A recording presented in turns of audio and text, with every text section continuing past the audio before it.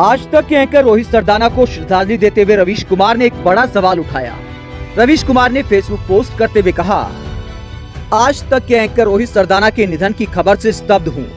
कभी मिला नहीं, लेकिन टीवी पर देखकर ही अंदाजा होता रहा कि शारीरिक रूप से फिट नौजवान है। मैं अभी भी सोच रहा हूँ कि इतने फिट इंसान के साथ ऐसी स्थिति क्यों आई। डॉक्टरों ने किस स्तर पर क्या दवा दी, उनके बुखार या अन्य लक्षणों पर किस तरह से मॉनिटर किया गया। मैं डॉक्टर नहीं हूँ, लेकिन कोविड से गुजरते हुए जो खुद अनुभव किया, उससे लगता है कि डॉक्टर सही समय पर जरूरी दवा नहीं दे रहे।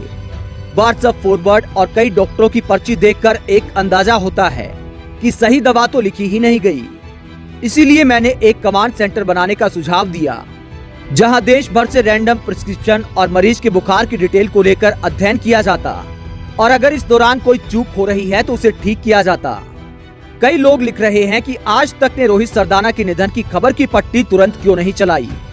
मेरे ख्याल से इस विषय को महत्व नहीं देना चाहिए। आप सोचिए, जिस न्यूज रूम में ये खबर पहुंची होगी, बम की तरह धमाका हुआ होगा। उनके सहयोगी साथी सबके होश उड़ गए होंगे, सबके हाथ पांव कांप रहे होंगे। आप बस यही कल्पना कर लीजिए तो बात समझ आ जाएगी। दूसरा, ये भी मुमकिन है कि रोहित के परिवार में कई बुजुर्ग हों, उन्हें सूचना अपने समय के हिसाब से दी जानी है। अगर आप उसे खबर के रूप में ब्रेक कर देंगे तो उनके परिवार पर क्या गुजरेगी। तो कई बार ऐसी परिस्थितियां होती हैं। खबर बहुत दुखद है।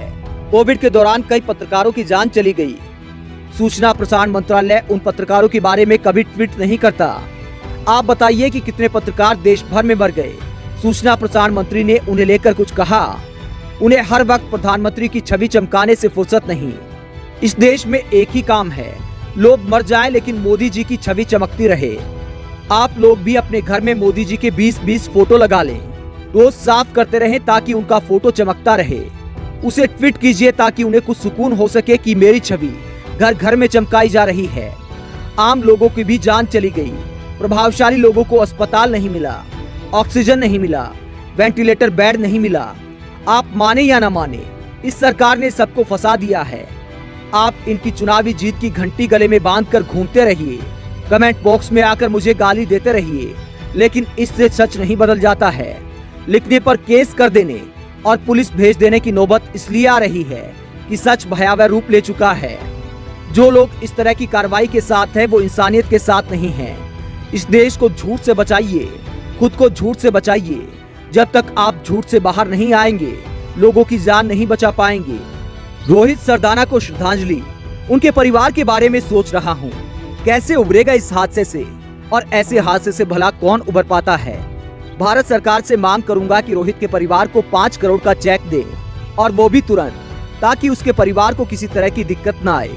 सरकार को अपने पत्रकारों की मदद करने में पीछे नहीं हटना चाहिए। आज तक में रोहित के सहयोगियों को इस दुखद खबर को सहने की ताकत मिले। रवीश कुमार।